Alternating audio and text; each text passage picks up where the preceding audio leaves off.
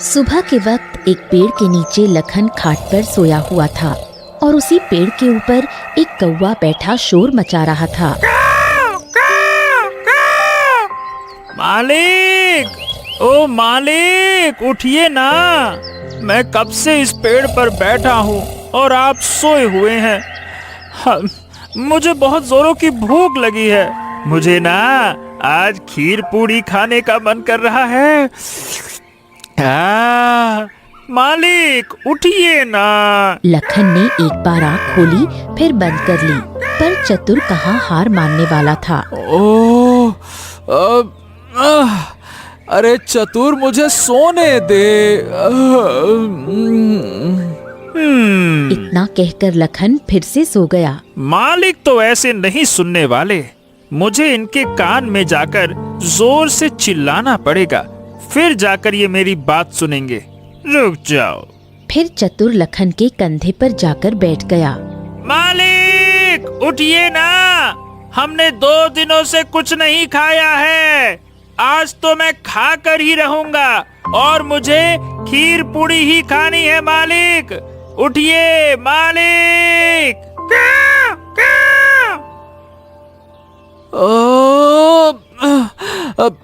चतुर, तू क्यों परेशान कर रहा है? अब तू तो जानता है कि मुझे कोई काम देता ही नहीं है और हम कई दिनों से ऐसे ही बेरोजगार भटक रहे हैं। पर कोई काम दे तो सही, तब तो मैं तुझे खिलाऊंगा ना खीर पूड़ी। मालिक, अब मैं पेट को कैसे बताऊं कि काम नहीं मिल रहा। ये तो खाना मांगेगा ही ना। मेरे पेट में चूहे कूद रहे हैं। अब तो इसे शांत कर ही दो मालिक। मेरे पेट में भी चूहे कूद रहे हैं। 2 दिन से हमारे घर में चूल्हा तक नहीं जला और तेरी मालकिन, वो तो साल भर से जाकर मायके में बैठी हुई है। अब तू ही बता भला, गरीबी में कौन रहना पसंद करेगा? मालिक, आज तो चलो, अब बस चलो। जरूर हमें कोई न कोई काम मिल जाएगा और फिर हम शाम में उसी से खीर पूड़ी बनाकर खाएंगे।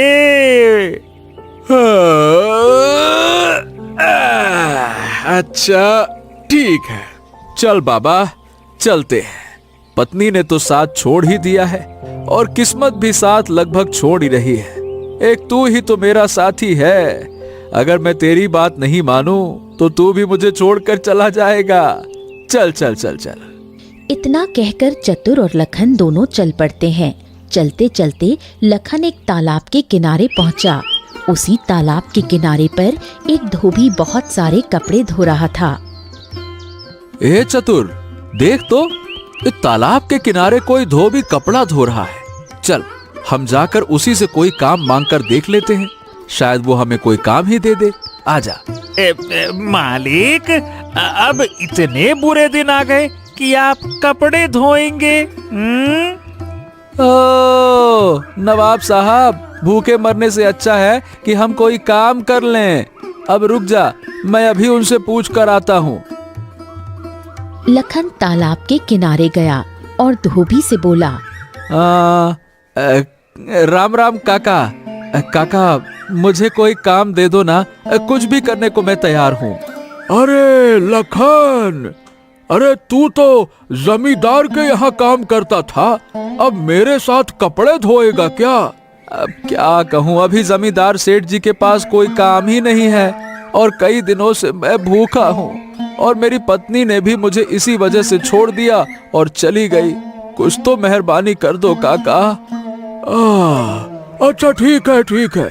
आज मेरे पास कपड़े बहुत हैं, क्योंकि राजमहल से भी मोटे मोटे कपड़े आए हैं, जिस वजह से अकेले धोते धोते तो रात हो जाएगी। तू आज मेरा हाथ बटा दे, लेकिन हाँ, रोज मैं तुझे काम नहीं देने वाला हूँ। अरे मेरा खुद का पेट बड़ी मुश्किल से चलता है, मैं तुझे रोज कहाँ से काम दूंगा? हाँ हाँ हाँ हाँ, ठीक है ठीक है। अब बस आज का इंतजाम हो जाए काका, कल का कल देखेंगे। हाँ, तो ये सारे कपड़े धो देना। तब तक जो कपड़े धुल गए हैं, इसे ले जाकर मैं सबको दे आता हूँ। हाँ ठीक है काका। हाँ। लखन बाकी कपड़े धोने लगा। मैं भी आता हूँ, मैं भी आपको कपड़े धोने में मदद कर दूंगा। अरे नवाब साहब, आप क्या अपनी चोंच से कपड़े धोइएगा? अरे तू इतना छोटा सा तो है, भला क्या ही मेरी मदद करेगा? मालिक, शरीर मत देखिए, हौसला देखिए। मैं आपको कपड़े धोने में जरूर मदद करूंगा। रुकिए, मैं अभी तालाब से पानी भर के लाता हूँ। अरे रुक जा, तू यहीं बैठ जा और ज्यादा दिमाग मत चला। आप देख।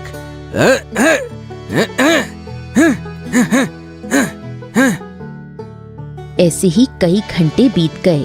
लखन मेहनत से कपड़े धोने लगा। तभी लखन के सिर से पसीना टपकने लगा। ये देखकर चतुर की आंखों में आंसू आ गए। मेरे मालिक कितने अच्छे हैं। आज इन्हें इस तरह मजदूरी करना पड़ रहा है। जब मैं घायल अवस्था में सड़क पर था तो इन्होंने मेरा इलाज किया, अपने घर में शरण दी, और आज मैं इनके लिए कुछ नहीं कर पा रहा हूँ। नहीं नहीं नहीं नहीं, मुझे कुछ ना कुछ तो करना ही पड़ेगा। मैं इन्हें इस हालत में नहीं देख सकता हूँ। तभी धोबी आ पहुँचा और सारे धुले हुए कपड़े देखकर बहुत खुश हुआ। अरे लखन, तूने सारे कपड़े धो लिए?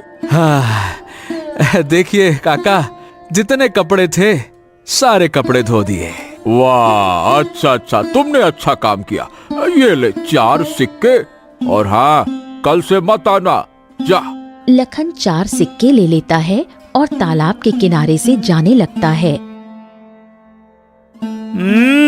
मालिक, अब इन 4 सिक्कों से क्या करेंगे? अरे तुझे खीर खाने का मन था ना, अब पूरी का इंतजाम तो नहीं हो पाएगा। इतने कम पैसों में खीर तो बना ही सकते हैं। चलो, हम इसी से चावल लेकर तुम्हारी मनपसंद खीर बनाएंगे और हम दोनों जी भर के खाएंगे। चलो। हाँ हाँ मालिक, क्यों नहीं, चलिए चलते हैं, खीर खाएंगे। दोनों वहाँ से निकल पड़ते हैं और लखन दुकान से चावल लेकर घर आता है और खीर बनाकर दोनों खाने बैठते हैं।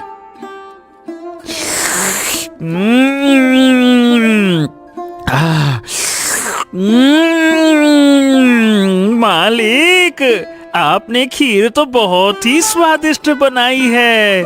इतनी स्वादिष्ट खीर मैंने तो कभी नहीं खाई। आखिर क्यों नहीं होगी स्वादिष्ट चतुर? हमने इतनी मेहनत जो की है इस खीर को बनाने में। अब जल्दी से खा ले और सो जाते हैं, कल पता नहीं फिर क्या करेंगे। दोनों खीर खाकर सो जाते हैं। तभी आधी रात को चतुर की नींद खुलती है।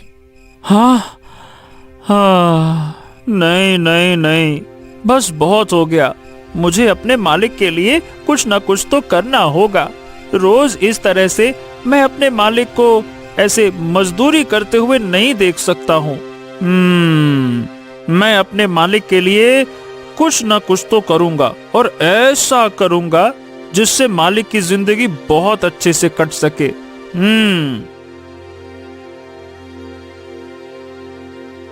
चतुर झोपड़ी से बाहर निकल पड़ता है और घने जंगलों में उड़ते हुए जा रहा होता है।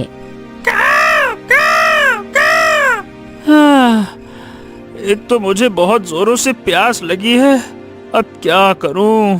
एक काम करता हूँ, पास में एक तालाब दिख रहा है, वहां से जाकर थोड़ा पानी पी लेता हूँ। तभी उसे पेड़ के नीचे एक घायल जलपरी मिलती है। ये क्या? तालाब से बाहर जलपरी? ऐसा कैसे हो सकता है? जलपरी तो हमेशा तालाब में रहती है और इतनी जख्मी हालत में भी है। ओहो, मुझे जाकर देखना चाहिए। लेकिन पहले तो प्यास लगी है, पहले पानी पी लेता हूँ, फिर जलपरी से बात करूँगा। हाँ। चतुर तालाब से पानी पीने की कोशिश करता है कि तभी जलपरी कहती है, रुक जाओ, ये तुम क्या कर रहे हो? ये पानी मत पियो, तुम मर जाओगे। हैं? ये तुम कैसी बात कर रही हो जलपरी? आखिर तालाब का पानी पीने से कोई मर कैसे सकता है? और वैसे भी मुझे बहुत जोरों से प्यास लगी है, पानी तो मुझे पीना ही है। नहीं, इस पानी में जहर मिला दिया गया है, जिस वजह से मैं पूरी तरह से घायल हो चुकी हूँ। अगर तुम भी इस तालाब का पानी पियोगे तो तुम भी मर जाओगे, क्योंकि मैं भी कुछ ही दिनों में मरने वाली हूँ। ओह, ये कैसे हो सकता है? भला तालाब में किसने जहर मिला दिया और तुम मरने वाली हो? इंसान ने ही इस तालाब में जहर डाला है मछलियाँ पकड़ने के लिए, लेकिन मैं नहीं जानता कि मछलियों के साथ तालाब में जितने भी जीव होते हैं सबको तकलीफ होती है। एक इंसान ने अपने स्वार्थ के लिए हमारी जिंदगी बर्बाद कर दी। इंसान भरोसे के लायक नहीं होते। लेकिन जल परी, सब इंसान एक जैसे नहीं होते। मेरे मालिक बहुत नहीं, सभी इंसान एक जैसे ही होते हैं, कोई अच्छा नहीं होता है। मैं मरने वाली हूँ, तुम तो एक जानवर हो, तुम मेरी बात समझ सकते हो। मेरी मदद कर दो, मैं हमेशा के लिए ठीक हो जाऊंगी। और मेरे साथ मेरे बाकी साथी हैं जो इसी तालाब में घायल अवस्था में हैं और वो अपनी आखिरी सांसें गिन रहे हैं। अगर तुम मदद करोगे तो उन सबकी जान बच सकती है। हाँ हाँ ठीक है, मैं करूँगा। अगर मेरी वजह से इन सब की जान बच सकती है तो मैं ये जरूर करूँगा। मैं अपने मालिक से जाकर कहूँगा, वो सबकी मदद करेंगे, देखना तुम। नहीं, तुम किसी इंसान से मदद मत लेना, वे राक्षस होते हैं। हम जानवरों को कुछ नहीं समझते हैं, उनके दिल में हमारे लिए कोई प्रेम नहीं है। नहीं नहीं नहीं नहीं, मेरे मालिक ऐसे नहीं हैं। जब मैं घायल अवस्था में जंगल में तड़प रहा था ना, तब मेरे मालिक ही मुझे अपने घर ले गए। उनकी पत्नी ने उन्हें बहुत बुरा भला कहा, लेकिन फिर भी उन्होंने मुझे अपने दोस्त और अपने बेटे से बढ़कर प्यार किया। मेरे मालिक तुम्हारी तकलीफ सुनते ही जरूर मदद करने को तैयार हो जाएंगे। मुझे इंसानों पर तो भरोसा नहीं है, लेकिन तुम पर है। अगर तुम कह रहे हो तो शायद सच भी होगा। अब ये बताओ, करना क्या होगा ताकि इस तालाब का जहर कम हो जाए और तुम ठीक हो सको? देखो, वहाँ पहाड़ों के उस पार तुम्हें एक औषधि मिलेगी जो वनस्पति है। वह चमकती रहती है। वह जड़ी बूटी लाकर तुम इस तालाब में डाल दो तो इस तालाब का जो जहर है वह खत्म हो जाएगा और हम सब जो मरने वाले हैं वह भी नहीं मरेंगे। तो ठीक है, किसी भी कीमत पर वो जड़ी बूटी हम पहाड़ों के ऊपर से लेकर आएंगे। इतना कहकर चतुर वहाँ से भागकर झोपड़ी में आ जाता है। मालिक, मालिक, जल्दी चलिए, हमें पहाड़ के उस पार जाना है, वनस्पति जड़ी बूटी लाना है, चलिए। हाँ, आइए आइए नवाब साहब, सुबह सुबह कहाँ से पधारे हैं? नहीं तो। अरे चतुर, मैंने तुझसे कितनी बार कहा है कि मुझे बिना बताए कहीं मत जाया कर। मुझे तेरी बहुत फिक्र होती है। देख, मैं 2 घंटे से तुझे हर जगह ढूंढ रहा था और तुम अब आ रहे हो। गलती हो गई मालिक, मुझे माफ कर दो जो मैं बिना बताए चला गया। लेकिन मालिक, हमें जल्दी चलना होगा वो पहाड़ के उस पार जड़ी बूटी लाने के लिए। अरे अरे अरे, ये कौन सा भूत सवार हो गया तुम्हारे ऊपर, जड़ी बूटी लाने का पहाड़ से? अरे भाई, करने क्या वाले हो? कहीं खीर पूड़ी के चक्कर में कोई नया धंधा तो नहीं शुरू कर दिया? आहा। ओहो मालिक, आप हर बात को मजाक में उड़ा देते हैं। मालिक, जंगल के बीच में जो तालाब है ना, उसमें इंसानों ने मछलियां पकड़ने के लिए जहर डाल दिया, जिसकी वजह से तालाब की जलपरी और बाकी सब जीव घायल हो गए। एक जलपरी तालाब के बाहर पड़ी मिली। उसी ने बताया कि अगर हम पहाड़ के उस पार से जड़ी बूटी लेकर आएं और उसे तालाब में डाल दें तो सब ठीक हो जाएगा, नहीं तो सब मर जाएंगे। अरे तू कैसी बातें कर रहा है? पहाड़ के उस पार गए तो हम जिंदा नहीं लौटेंगे। वहाँ जंगली जानवर, शिकारी और सुना है एक अघोरी भी रहता है जो किसी भी इंसान को देखते ही उसकी बलि चढ़ा देता है। ना ना ना ना, मुझे तो बहुत डर लग रहा है। मालिक, अगर हम नहीं गए तो जलपरी की जान चली जाएगी और बाकी सब भी मर जाएंगी और इसका पाप आप पर ही आएगा। अच्छा ठीक है, चलो चलते हैं। किसी की जान बचाना तो पुण्य का ही काम है, चलो। इतना कहकर दोनों चल देते हैं। तभी गांव का मुखिया आता है। अरे लखन, तू क्या कर रहा है? मैंने तुझसे कितनी बार कहा है कि अपनी हरकतें सुधार ले। तेरी पत्नी अब दूसरी शादी करने जा रही है। हैं? ये क्या कह रहे हैं मुखिया जी? नहीं नहीं नहीं नहीं, ऐसा नहीं हो सकता। मेरी पत्नी दूसरी शादी कैसे कर सकती है? मैं तो अभी जिंदा हूँ। अरे तेरे जैसे नालायक के जिंदा रहने या मरने से किसी को कोई फर्क नहीं पड़ता है। तेरी पत्नी ने 1 महीने का समय दिया है। अगर 1 महीने में तूने धन कमाकर नहीं दिखाया तो वो दूसरी शादी कर लेगी। और तू जानता है, उसका बाप मेरा बचपन का दोस्त है, और अगर उसने दूसरी शादी कर ली तो वो मुझे भी नहीं छोड़ेगा। इसीलिए आखिरी बार चेतावनी दे रहा हूँ, 1 महीने के अंदर धन कमाकर उसे विदा करके ले आ, वरना तेरे साथ साथ मेरी भी शामत आ जाएगी। नहीं नहीं नहीं नहीं मुखिया जी, ऐसा समय नहीं आने दूंगा। अब मैं 1 महीने में धन कमा कर दिखाऊंगा और अपनी पत्नी को वापस ले आऊंगा, चाहे कुछ भी करना पड़े। हाँ तो ठीक है, मैं जा रहा हूँ, पंचायत में जाना है। मुखिया चला जाता है और लखन उदास होकर बैठ जाता है। मालिक, उदास मत होइए। मालकिन आपको छोड़कर कहीं नहीं जाएंगी। हम उनका दूसरा विवाह होने ही नहीं देंगे। हाँ, अरे चतुर, तू नहीं जानता, तेरी मालकिन बहुत ज्यादा जिद्दी हैं और 1 महीने में धन कहाँ से कमाएंगे? कोई ढंग का काम भी नहीं है। मालिक, चिंता मत करो, वो जलपरी जरूर हमें धन देंगी अगर हमने उनकी मदद कर दी तो। अब धन दें या ना दें, लेकिन हम किसी को मरते हुए तो नहीं छोड़ सकते। हाँ, चल भाई, चलते हैं, चलो। दोनों आगे बढ़ते हैं। कई घंटे सफर करने के बाद दोनों घने जंगलों में पहुंच जाते हैं। हाँ, मालिक मालिक मालिक, मैं बेहोश हो रहा हूँ, मुझे पकड़ो मालिक। अरे अरे अरे, ये क्या हो गया तुझे? तू फिर से नौटंकी कर रहा है। मालिक, सच में मेरे पेट में बहुत दर्द हो रहा है। रात में ज्यादा खीर खा ली थी, मुझे पानी दे दो, वरना मैं उड़ भी नहीं पाऊंगा। ओहो, अब यहाँ पानी कहाँ से लाऊं? कुछ दिख तो रहा नहीं है। मालिक, अगर पानी नहीं मिला तो यही मेरी आखिरी सांस निकल जाएगी। हाँ, तू जितनी नौटंकी करता है ना, ऐसा लगता है मेरी पत्नी मायके में नहीं बैठी है, मेरी पत्नी तेरे अंदर है। नौटंकी बाज, रुक जा, मैं पानी लेकर आता हूँ। अब कहाँ मिलेगा पानी? लखन एक झोपड़ी पर पहुँचता है। देखिए, क्या मुझे थोड़ा सा पानी मिल सकता है क्या? प्यास लगी है।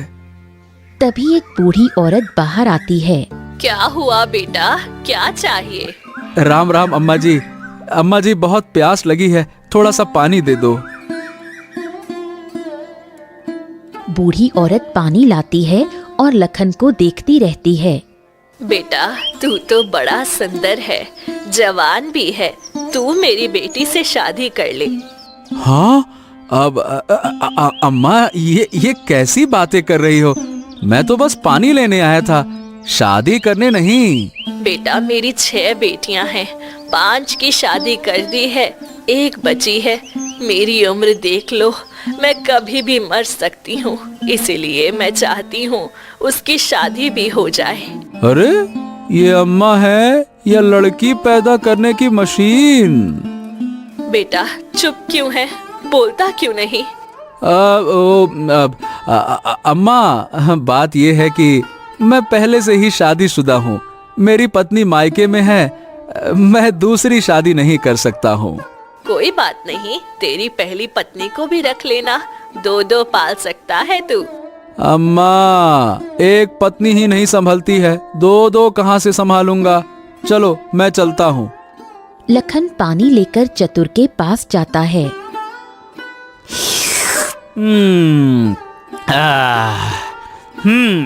तो क्या हुआ मालिक, इतने परेशान क्यों हो, क्या बात है? अरे अम्मा मेरी दूसरी शादी कराने पर अड़ी थी। उनकी 6 बेटियां थी और छठी मेरे गले डाल रही थी। आहा, अम्मा आपको शादी का लड्डू खिलाने को तैयार थी है? अरे तू चुप कर, नौटंकी बाज कहीं का। असली काम पे ध्यान दे, शादी। अरे चतुर, ये तो भालू है, जल्दी से कोई रास्ता निकाल। मालिक, मेरा दिमाग नहीं चल रहा अभी। कम से कम इस बार तो अपनी शैतानी अकल लगा ले। हाँ मालिक, जंगली भालू ना चूहे से बहुत डरता है।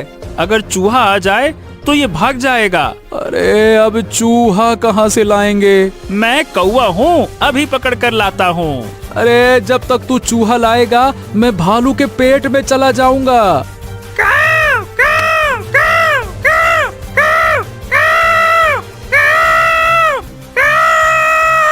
चतुर जोर से काँव काँव करता है। भालू डरकर भाग जाता है।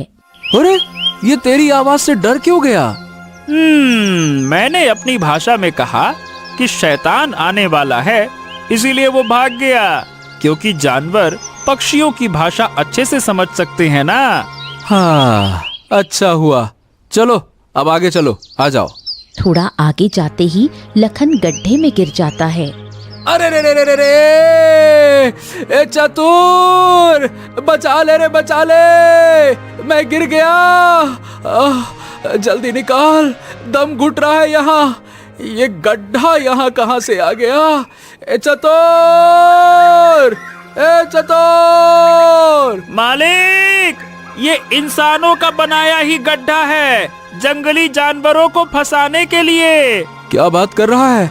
इंसान इतने खतरनाक हो गए? हाँ मालिक, सब आपके जैसे सीधे साधे नहीं होते हैं। रुकिए, मैं रस्सी लेकर आता हूँ। फिर चतुर वहाँ से उड़कर भाग जाता है और कई जगह ढूंढता है, पर उसे रस्सी नहीं मिलती। हे भगवान, अब मैं क्या करूँ? मैं तो कई जगह ढूंढ चुका हूँ, पर ऐसी रस्सी कहीं मिल ही नहीं रही। और मालिक को निकालने के लिए तो बहुत बड़ी रस्सी चाहिए। एक काम करता हूँ, गांव की तरफ जाता हूँ, शायद किसी झोपड़ी में कोई रस्सी दिख जाए। वो उड़कर गांव की तरफ जाता है। तभी उसे एक घर के पास रस्सी का एक गट्ठा दिखता है। मिल गया, वो रहा रस्सी का गट्ठा। इससे मालिक को मैं जरूर निकाल दूंगा।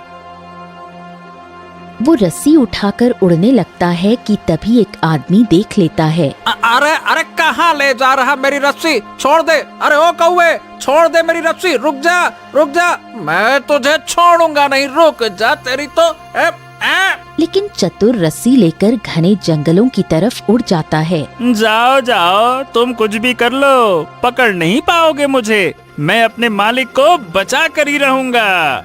चतुर रस्सी लेकर गड्ढे के पास पहुंचता है। आ गया तू? ए चतुर, मैं तेरा कब से इंतजार कर रहा हूँ। जल्दी से मुझे इस गड्ढे से निकाल, मेरा यहाँ दम घुट रहा है। हाँ, बस मालिक, थोड़ा सा रुकिए, मैं अभी पेड़ से रस्सी बांध देता हूँ, फिर आप पकड़कर ऊपर आ जाना। रुकिए। चतुर जल्दी जल्दी रस्सी पेड़ से बांधकर दूसरा सिरा गड्ढे में डाल देता है। चतुर, मैं बाहर निकलूं? तूने रस्सी अच्छे से बांधी है ना? हाँ मालिक, बिल्कुल सही से बांधी है। आप बस पकड़िए और सरपट ऊपर आ जाइए। देख यार, मजाक मत करना। अगर रस्सी टूटी तो मेरी हड्डी पसली भी टूट जाएगी। अरे नहीं मालिक, आपको भला मैं कुछ होने दूंगा क्या? आप मेरे सबसे अच्छे दोस्त हो, मैं आपको कुछ नहीं होने दूंगा। आप बस रस्सी पकड़कर फटाक से ऊपर आ जाइए। हाँ ठीक है, मेरी जान तेरे भरोसे है, संभाल कर। हाँ। लखन रस्सी पकड़कर जैसे तैसे ऊपर आता है।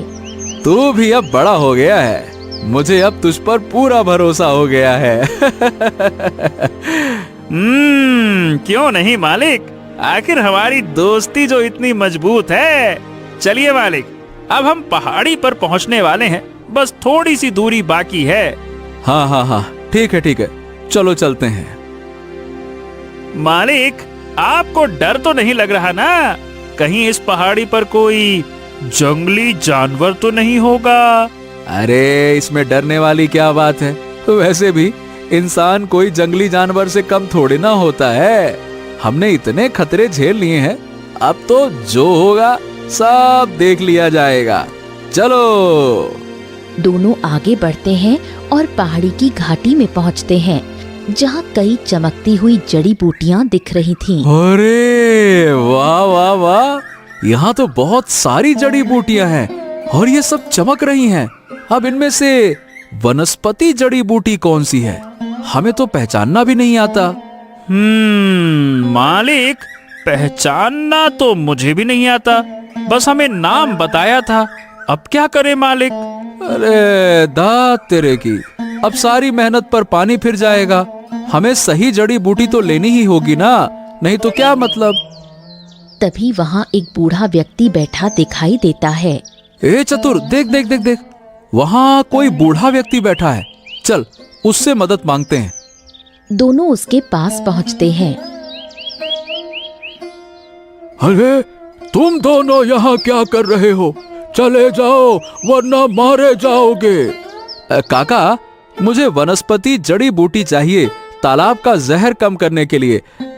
इनमें से कौन सी वनस्पति जड़ी बूटी है काका?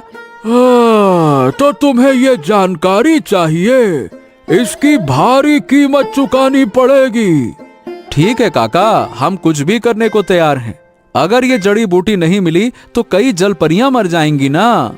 ये जड़ी बूटी किसी और की नहीं, एक तांत्रिक की है, वही इन्हें उगाती है। मैं तो बस पहरेदार हूँ कि कोई उसकी अनुमति के बिना इन्हें ना तोड़ ले। तुम्हें ये जड़ी बूटी चाहिए तो तांत्रिक से बात करनी पड़ेगी। क्या तांत्रिक? अरे नहीं नहीं नहीं नहीं मालिक, हमें तांत्रिक के पास मत ले चलो, वो हमें भी कहीं किसी हवन कुंड में कैद ना कर दे। हाँ, अब देख चतुर, आना तो मैं चाहता ही नहीं था, तेरी वजह से आया हूँ। अब आ ही गए हैं तो काम पूरा करके ही जाएंगे। हिम्मत करो। और हाँ, अब तुम बड़े हो गए हो, ऐसी छोटी छोटी बातों से डरना नहीं चाहिए। चलो। मालिक, मौत से ही तो डर लगता है। अच्छा ठीक है, समझता हूँ, लेकिन क्या करूँ चतुर, और कोई रास्ता भी तो नहीं है। हमें उसके पास जाना ही होगा। बाबा बताइए, वो तांत्रिक कहाँ मिलेगी? बस थोड़ा सा आगे जाओगे तो एक कुटिया मिलेगी, वही तंत्रिका है। वैसे वो दिल की बुरी नहीं है, अगर तुम दिल से कहोगे तो वो जड़ी बूटी दे देगी। मुझे भी कभी नुकसान नहीं पहुंचाया उसने। चलो मालिक, कम से कम वो अच्छी तो है, शायद हमें जानवर नहीं बनाएगी। अरे तू पहले से ही कौवा है, अब क्या जानवर बनेगा। हाँ चल। दोनों वहाँ से निकल पड़ते हैं और थोड़ी दूर जाकर कुटिया तक पहुँचते हैं। जैसे ही वो कुटिया के पास पहुँचते हैं, तांत्रिक बाहर आ जाती है। अरे तुम दोनों यहाँ, बताओ मेरी घाटी में कैसे आना हुआ? चले जाओ यहाँ से। मुझे वनस्पति जड़ी बूटी चाहिए जो आपके बगीचे में है। इससे कई जल परियों की जिंदगी और मौत का सवाल है। नहीं, मैं ये वनस्पति जड़ी बूटी किसी को नहीं दे सकती। अगर ये गलत हाथों में चली गई तो इसका दुरुपयोग होगा। ऐसे तो तुम भी तो तंत्रिका ही हो, तुम भी तो इसका गलत इस्तेमाल कर सकती हो। नहीं, मैं तंत्रिका जरूर हूँ, लेकिन देवताओं की आज्ञा से यहाँ आई हूँ। मैं देवताओं की पुजारन हूँ। ये वनस्पति हमेशा सही काम में उपयोग होती है। मैं इसे गलत हाथों में कभी नहीं जाने दूंगी। इसे माफ कर दीजिए, ये मेरा मित्र है चतुर। आप बस मुझे वो जड़ी बूटी दे दीजिए। मैं तुम्हारी बातों पर कैसे विश्वास करूं कि तुम इस जड़ी बूटी का सही इस्तेमाल करोगे? आप जो कहेंगी मैं करने को तैयार हूँ। ठीक है, अगर तुम्हें वह जड़ी बूटी चाहिए तो तुम दोनों में से किसी एक को मेरी गुलामी करनी होगी, तब मैं वह वनस्पति जड़ी बूटी दे दूंगी। क्या हम दोनों में से किसी एक को गुलामी करनी पड़ेगी? ओ मालिक, मुझे मत देना, मैं गुलामी नहीं करने वाला हूँ। हाँ, तो ठीक है फिर तंत्रिका, मैं तुम्हारी गुलामी करूंगा। जैसे ही ये जड़ी बूटी ले जाकर मैं जल परी को ठीक कर दूंगा, उसके बाद मैं पूरी जिंदगी आपकी गुलामी करूंगा, ठीक है? नहीं नहीं नहीं नहीं नहीं मालिक, आप गुलामी मत करना, मैं आपको गुलामी वाली जिंदगी में नहीं देख सकता। ठीक है तंत्रिका, मैं आपकी पूरी जिंदगी गुलामी करूंगा। दे दो मालिक को वो जड़ी बूटी दे दो। नहीं नहीं नहीं नहीं चतुर, मैं तुम्हारे बिना नहीं रह सकता। अगर तुम गुलामी करोगे तो मैं जिंदा रहते हुए भी मर जाऊंगा। मुझे रहने दो, तुम जाकर आजाद जिंदगी जियो, मैं गुलामी कर लूंगा। नहीं मालिक नहीं, आप मेरे लिए इतनी बड़ी कुर्बानी दोगे और मैं आराम से जिंदगी जीऊं? नहीं नहीं नहीं, आप मुझे ही गुलाम बना लो। तंत्रिका, मेरे मालिक को जाने दो। सच में तुम दोनों का दिल बहुत नेक है। तुम दोनों का प्यार देखकर मुझे विश्वास हो गया कि तुम इसका गलत इस्तेमाल नहीं करोगे। ठीक है, ले लो वनस्पति जड़ी बूटी, लेकिन गलत काम में इसका उपयोग मत करना। वो पीला रंग का फूल होगा जो सबसे खास चमक होगी, उसके अंदर वो ही असली जड़ी बूटी होगी। लखन और चतुर दोनों वहाँ से निकलकर फिर वनस्पति बगीचे में जाते हैं। मालिक मालिक, वो देखो, वो पीले रंग का फूल। हाँ, वही मैं भी देख रहा हूँ, परंतु यहाँ तो सारे फूल ही पीले हैं। अब असली फूल कौन सा है जिसमें वो जड़ी बूटी है? बहुत देर तक लखन और चतुर ढूंढते रहते हैं। उनका सर अब चकरा चुका था। लखन मायूस होकर जमीन पर बैठ गया और चतुर अपना दिमाग लगाने लगा। उसने अपनी पक्षी वाली ऊंची नाक से एक एक फूल के पास जाकर जड़ी बूटी को सूंघा। सब फूलों के अंदर से खुशबू आ रही थी। बस एक ऐसा फूल था जिसके अंदर से दवा के जैसी खुशबू आ रही थी। हाँ, अद्भुत अद्भुत, यही वनस्पति जड़ी बूटी है। मालिक, ये फूल तोड़ लीजिए, इसी फूल के अंदर जड़ी बैठी है। हाँ, ये तुमने ठीक कहा। चलो, इसे लेकर अब जल्दी से चलते हैं, चलो। फिर लखन जल्दी से वनस्पति फूल तोड़ लेता है और वहाँ से निकल पड़ता है। दोनों घने जंगलों से होते हुए जा रहे थे। अरे चतुर, मेरे पैरों में तो बहुत दर्द हो गया है। मैं पूरी जिंदगी इतना नहीं चला था जितना आज चल लिया। बस थोड़ा सा दूर और मालिक, फिर हम उसी तालाब के पास पहुंच जाएंगे। बस थोड़ा सा और है। हाँ, वहाँ तो जाना ही है, नहीं तो हमारी मेहनत बेकार हो जाएगी। चलो, हिम्मत करके चलते हैं, चलो। थोड़ी देर बाद वो तालाब के किनारे पहुँचे। जलपरी वहाँ बेहोश अवस्था में पड़ी थी। ये क्या? ये जलपरी तो बेहोश हो गई। वही तो, जल्दी मालिक, जड़ी बूटी उस तालाब में डालिए और फिर इस जलपरी को भी तालाब में डाल देंगे तो सब ठीक हो जाएगा। जल्दी करिए। लखन जल्दी से जड़ी बूटी तालाब में डाल देता है। तभी तेज रोशनी फैलती है और तालाब का पानी पूरा नीला हो जाता है। हाँ, ये तो कमाल हो गया चतुर। जल्दी से अब जलपरी को भी तालाब में डाल दीजिए मालिक, जल्दी। हाँ, क्यों नहीं, रुक, मैं अभी डालता हूँ। लखन जलपरी को उठाता है और उसे तालाब में डाल देता है। तभी तेज रोशनी फैलती है और जलपरी स्वस्थ होकर बाहर आती है। तुम दोनों ने कर दिखाया। मैं तो मर ही गई थी। अगर तुम दोनों ने मुझे इसमें ना डाला होता तो तुम दोनों ने बहुत अच्छा काम किया है। हाँ, हम दोनों ने तो अच्छा काम किया, लेकिन बाकी इंसानों ने जो आपके साथ गलत किया उसके लिए मैं तुमसे माफी चाहता हूँ। बाकी इंसान गलत है, लेकिन तुम इंसान होकर भी इंसानियत दिखा रहे हो। बताओ तुम्हें क्या चाहिए? नहीं नहीं नहीं नहीं, मैंने आपकी जान बचाई है, कोई लालच में नहीं किया है। मुझे कुछ नहीं चाहिए, बस तुम सब एक अच्छी जिंदगी जियो, मेरे लिए यही काफी है। ये क्या कह रहे हो मालिक? अभी सही मौका है, धन मांग लो जिससे मालकिन घर वापस आ जाएगी, समझो। नहीं नहीं नहीं चतुर, मैंने इन सब की जान बचाई है, ये लालच के लिए नहीं किया ये सब। नहीं नहीं नहीं। देखो देखो जलपरी जी, मेरे मालिक बहुत भोले हैं और इन्होंने कभी किसी से लालच नहीं किया, लेकिन इनकी पत्नी इन्हें छोड़कर चली गई, साल भर से मायके में है। अगर 1 महीने के अंदर मालिक उन्हें नहीं ला पाए तो मालकिन दूसरी शादी कर लेंगी। क्या तुम्हारे साथ ये सब हुआ और फिर भी तुम मुझसे धन नहीं ले रहे हो? सच में तुम्हारा दिल बहुत नेक है। मैं तुम्हें इतना धन दूंगी कि तुम पूरी जिंदगी आराम से बिता सकते हो। तभी तेज रोशनी फैली और जलपरी एक घड़े में भरकर सोना चांदी लखन को देती है। ये लो, इसे बेचकर तुम अपनी पत्नी को एक अच्छी जिंदगी देना और तुम भी एक अच्छी जिंदगी जीना। नहीं नहीं नहीं नहीं, मुझे ये सब नहीं चाहिए। इसमें से सिर्फ एक सोने का कड़ा दे दो बस, इसी से मैं अपनी पत्नी को खुश कर दूंगा। मुझे इतना कुछ नहीं चाहिए। ये सब पर तुम्हारा हक है। तुम्हारी ईमानदारी और नेक दिल ने मुझे ये देने को मजबूर किया है। ये सब अब तुम्हारा है। हाँ ठीक है, चलिए, अब आप इतना कहती हो तो मैं इसे रख लेता हूँ। इससे मैं गांव के जरूरतमंद लोगों की मदद भी करूंगा। और हाँ, मैं आपसे वादा करता हूँ कि अब कभी भी इंसान तालाब में जहरीली चीज नहीं डालेगा। आज से मैं प्रण लेता हूँ कि मैं सभी जल जीवों की रक्षा करूंगा और किसी के साथ बुरा नहीं होने दूंगा। काश तुम्हारे जैसे सभी इंसान सोचने लगे तो हमें भी अहमियत मिलेगी। बस तुम अपनी बातों पर कायम रहना।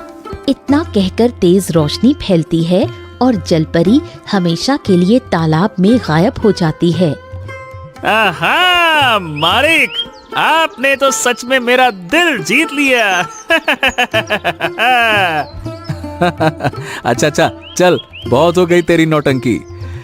अब तेरे मालकिन को लाने का समय आ गया है, चल। लखन धन लेकर अपनी झोपड़ी में आता है। तभी माधवी पहले से ही झोपड़ी में बैठी थी। हाँ, माधवी, माधवी तुम आ गई? मुझे तो विश्वास ही नहीं हो रहा। मुझे माफ कर दीजिए जी, मैं आपको पैसों के लिए छोड़कर चली गई। मेरे भैया भाभी ने मुझे आए दिन ताने दिए। आपने भले ही कभी ज्यादा पैसे ना कमाए हों, लेकिन आपने मुझे कभी डांटा नहीं और ना ही कभी मारा। मुझसे बहुत बड़ी गलती हो गई।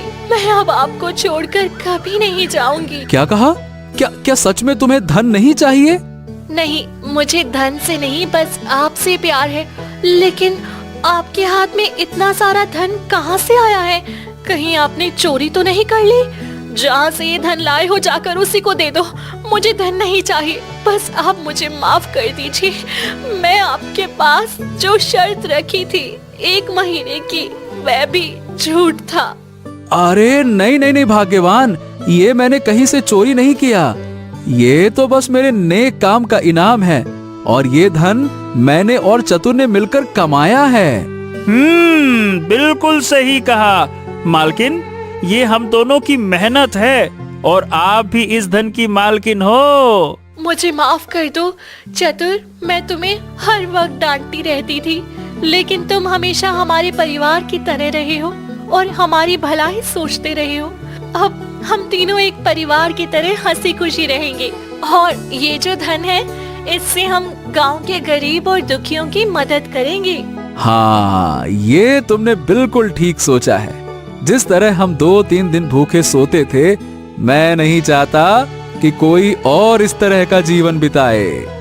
उस दिन के बाद लखन उस धन से अपने लिए एक अच्छा सा घर बनाता है, अपनी पत्नी को सारी सुख सुविधा देता है और बचे हुए धन से गांव के गरीब दुखियों की मदद करता है और दोनों चतुर के साथ खुशी खुशी अपना जीवन यापन करते हैं।